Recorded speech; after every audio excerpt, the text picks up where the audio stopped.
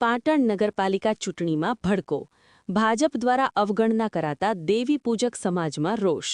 Ward number 3માં Poonambhai પટણીએ અપક્ષ ઉમેદવારી નોંધાવી.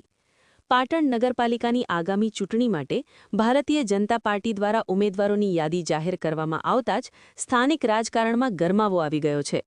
વર્ષોથી ભાજપની વિચારધારા સાથે વરેલા પાયાના કાર્યકરો અને ચોક્કસ સમાજની બાદબાકી થતાં ઠેર ઠેર નારાજગીના સૂર ઉઠ્યા છે.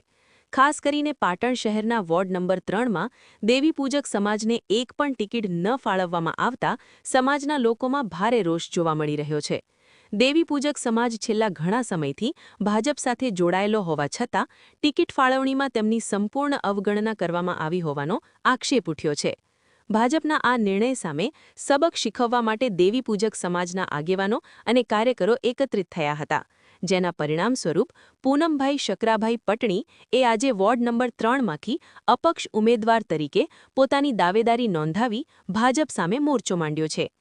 પૂનમભાઈની અપક્ષ ઉમેદવારીથી વોર્ડ નંબર 3માં ભાજપના મતોનું ધોવાણ થવાની પૂરેપૂરી શક્યતા સેવાઈ રહી છે.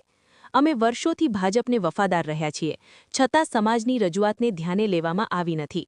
આ અન્યાય સામે હવે જનતાના દરબારમાં જઈશું.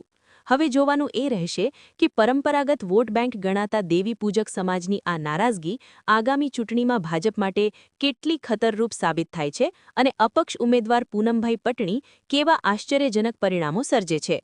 બ્યુરો રિપોર્ટ, ઇકબાલ શાહ, આજ કા ભારત ન્યૂઝ.